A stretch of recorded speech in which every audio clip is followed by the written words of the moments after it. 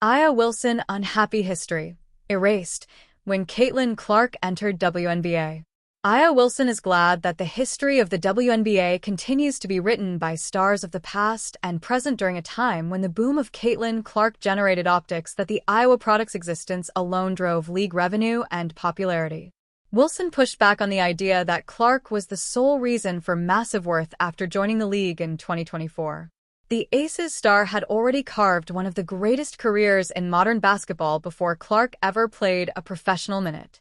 Aya arrived in 2018 as a #1 pick, delivered multiple MVP seasons, elevated Las Vegas to championship status, and became the face of an expansion franchise on its way to dynasty status. Yet the reigning MVP said the narrative that followed Clark's arrival made it feel like years of foundational work were suddenly wiped clean, something she said had less to do with Clark herself and more to do with her fans. Caitlin Clark's coach Stephanie White very honest about their relationship. Tanaya Latson answers South Carolina teammates' brutal question on the court. Wilson spoke with Time magazine after being named the 2025 Athlete of the Year. Clark earned the achievement before Wilson, just 1 year prior.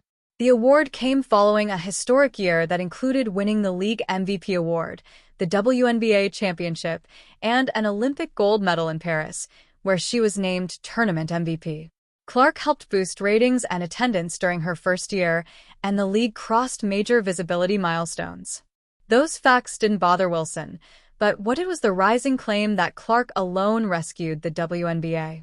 "It wasn't a hit at me, because I'm going to do me regardless," Wilson said. "I'm going to win this MVP. I'll win a gold medal. Y'all can't shake my resume." It was more so, let's not lose the recipe. Let's not lose the history. It was erased for a minute. And I don't like that. Because we have tons of women that have been through the grimiest of grimy things to get the league where it is today. Wilson also pushed back on another false narrative that Clark's rise came isolated from a new wave of emerging talent. Angel Reese, Sonia Cintrone, Camila Cardoso, and later Paige Buchers also created a surge of new fandom that helped reshape the sport together. For Wilson, that reinforced the idea that players in the league continued to rise to the occasion, and that a spotlight was all that was needed for the league's players to flourish. "We have been invested in each other and our craft for a very long time," she said. "It was just like they're going to pay attention."